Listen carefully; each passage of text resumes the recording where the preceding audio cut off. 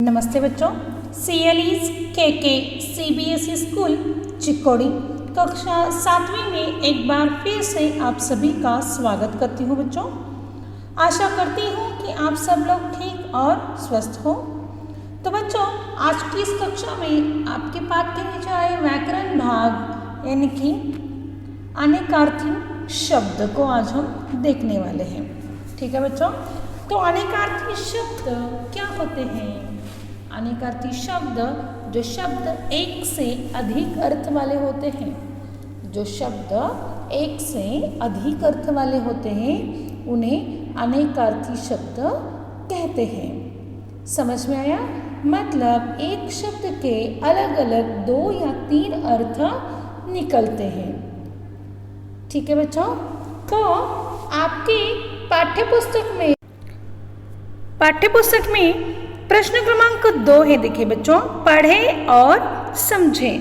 यहाँ पर कुछ शब्द दिए गए और उनके अर्थ भी दिए गए हैं। देखिए, डाली, इस शब्द का अर्थ एक निकलता है डालना, यानी कि कुछ तो डाली, इस प्रकार एक क्रिया वहाँ पर हो रही है। उसके बाद टहनी, यानी कि जो पेड़ की टहनियाँ होती हैं, है ना, उसके अंदर इस प्रकार से जो टहनियाँ होती है, देखो, उसको हम क्या करते हैं? डाली कहते हैं। ठीक है, उसके बाद यहाँ पर डाली के 2 अर्थ निकले बच्चों। एक क्रिया होती है, दूसरा होता है एक टहनी, यानी कि जो पेड़ की जो डाली होती है इसको हम क्या कहते हैं? टहनी कहते हैं। ठीक है, दूसरा शब्द यहाँ पर दिया गया है। देखिए, लोटा। लोटा का एक अर्थ होता है, एक क्रिया होता है लौटना। लोटा, इनकी वो लोटा, वो गया। ठीक है, और दूसरा एक अर्थ है एक बर्तन।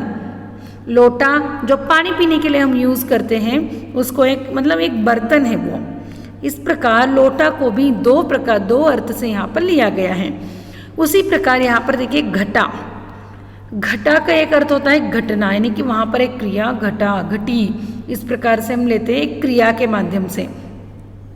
उसके बाद दूसरा अर्थ निकलता है यहाँ पर बादल, जो बारिश का वातावरण होता है, देखो, काली घटा। इस प्रकार से हम बोलते हैं कि एक घटा का अर्थ होता है बादल।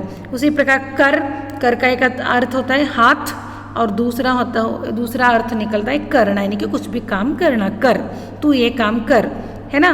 तो इस प्रकार से जो कुछ शब्दों के अधिक अर्थ, एक से अधिक अर्थ निकलते हैं, उन्हें हम क्या कहते हैं बच्चों? अनेकार्थी शब्द कहते हैं। जो शब्द एक से अधिक अर्थ वाले होते हैं, यानी कि एक ही नहीं अर्थ निकलता, एक छोड़कर बहुत अर्थ उसके निकलते हैं, अलग अलग अर्थ 2, 3, 4 अर्थ निकलते हैं, उन्हें हम क्या कहते हैं? अनेकार्थी शब्द कहते हैं। ठीक है, तो देखिए, अनेकार्थी शब्द के कुछ उदाहरण मैं यहाँ पर आपको बता रही हूँ बच्चों। पहला उदाहरण है घड़ी। पहला उदाहरण जो है वो है घड़ी।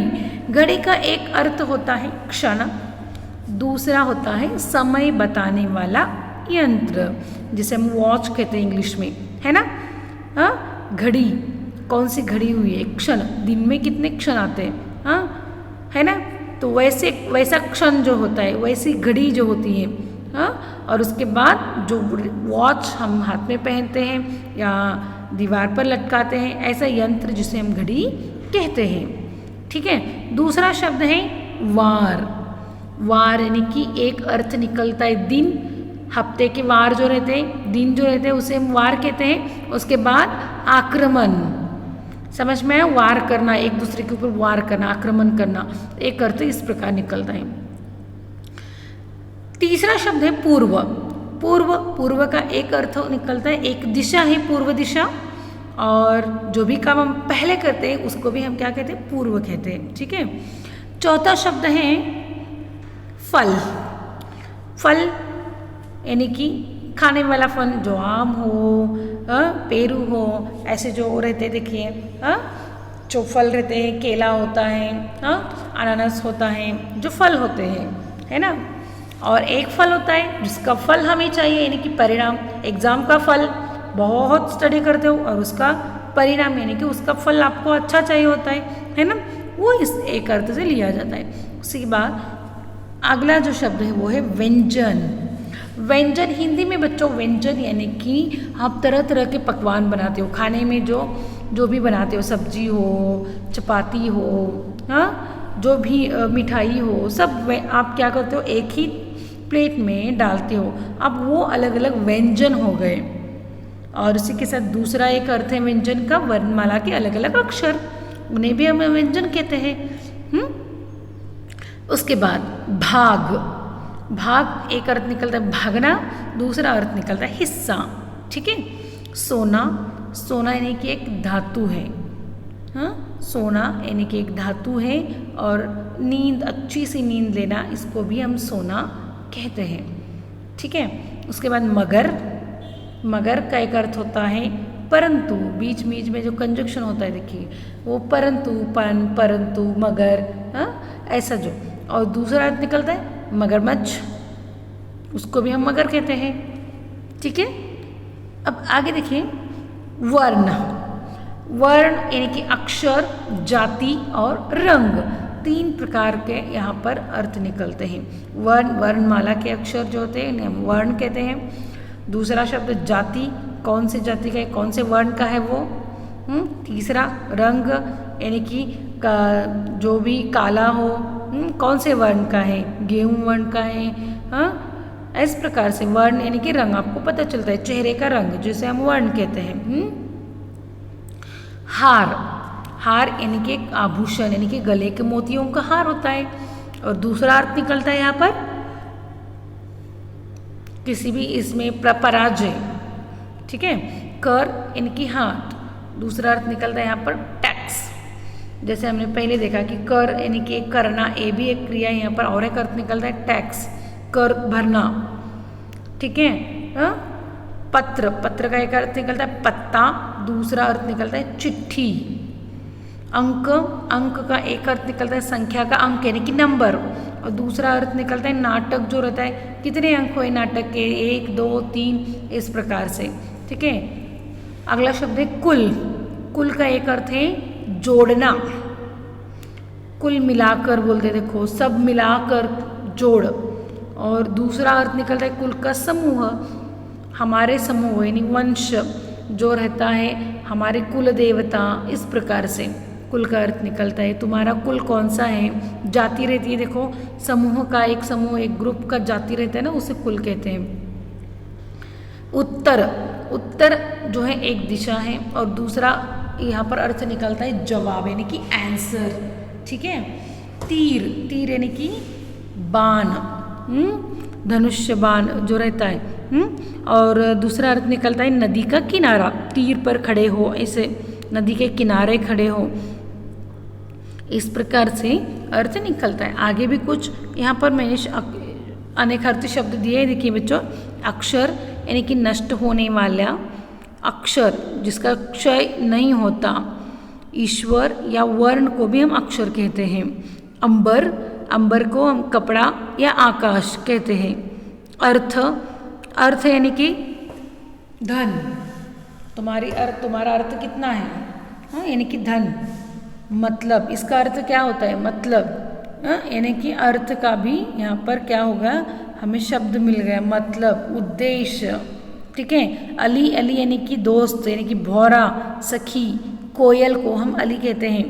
हाँ, अभी अभी देखा कि अंक, अंक यानी कि गोद, गणना के अंक, यानी कि नाटक का मध्य जहाँ पर होता है उसको अंक हम कहते हैं। आम एक फल है, यानी कि आम फल खाते हो, पता है आपको फल कैसा होता है। और एक सामान्य, मामूली सा, उसको भी हम क्या कहते हैं, एक आम आदमी, यानी कि सामान्य आदमी। ठीक है। उत्तर का तो देखा हमने।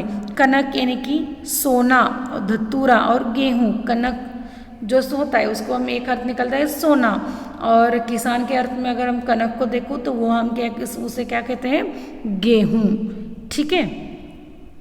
अगला देखिए यहाँ पर कुल, अभी अभी देखा हमने कुल के बारे में। कुल का अर्थ सब और वंश। गुरु यानी कि बड़ा, महान और शिक्षक। गुरु का अर्थ 3 प्रकार से निकलता है। घट यानी कि घड़ा, शरीर, हृदय, 3 अर्थ निकलते हैं। घन, घन का अर्थ निकलता है बादल, हथौड़ा और अधिक बड़ा। घन का अर्थ 3 प्रकार से निकलता है, बादल, हथौड़ा और अधिक बड़ा। ठीक है, आगे देखिए द्विज। द्विज को हम दांत कहते हैं, ब्राह्मण कहते हैं और पक्षी भी कहते हैं। इस प्रकार से 3 अर्थ द्विज के निकलते हैं। नाग, नाग यानी कि सांप, और हाथी को भी नाग कहा जाता है। ठीक है, निशान, निशान यानी कि चिन्ह, ध्वज या तो डंका। ठीक है, पतंग, पतंग को कहा जाता है सूर्य, कीड़ा या कनकौवा। यहाँ पर जो पतंग जो है कीड़ा रहता है, देखो पतंग के टाइप का कीड़ा रहता है जो उड़ता है, जिसे हम पतंग कहते हैं। हाँ, उसी प्रकार पत्र यानी कि चिट्ठी, पत्ता और समाचार पत्र। इस प्रकार से अनेकार्थी शब्द है। अगला देखिए मत। मत का अर्थ होता है यानी कि राय। आपका मत क्या है? राय। संप्रदाय, निषेध। इस 3 प्रकार से हम मत के अर्थ को लेते हैं। मधु, मधु यानी कि मीठा, शहद, खराब, शराब। मधु यानी कि क्या? मीठा, स्वीट रहता है, देखो। उसी प्रकार शहद, शहद को भी हम मधु कहते हैं, और शराब को भी मधुशाला, ऐसे शराब जहाँ मिलता है उसे मधुशाला बोलते हैं, देखिए उसे मधु कहते हैं शराब को भी। मृदा, मृदा यानी कि मोहर, मृदा नहीं, मुद्रा, मोहर, सिक्का, मुख का भाव। जो मोहर लगाते हैं, कोर्ट में मोहर लगाते हैं, सिक्का लगाते हैं, देखिए उसे मुद्रा कहते हैं। इसके बाद चेहरे का जो भाव निकल आता है उसको भी हम मुद्रा कहते हैं। वर्ण यानी कि जाति, रंग, अक्षर, और सोना यानी कि सो जाना, और एक धातु, सोने को हम एक धातु कहते हैं। ठीक है, तो इस प्रकार से आज हमने अनेकार्थी शब्द पढ़े हैं बच्चों। जो अनेकार्थी शब्द यानी कि एक से अधिक अर्थ होते हैं, उन्हें हम क्या कहते हैं? अनेकार्थी शब्द कहते हैं। समझ में आया बच्चों? तो अगले क्लास में हम आपके पाठ्य पुस्तक के प्रश्नोत्तरों की चर्चा करेंगे बच्चों। धन्यवाद।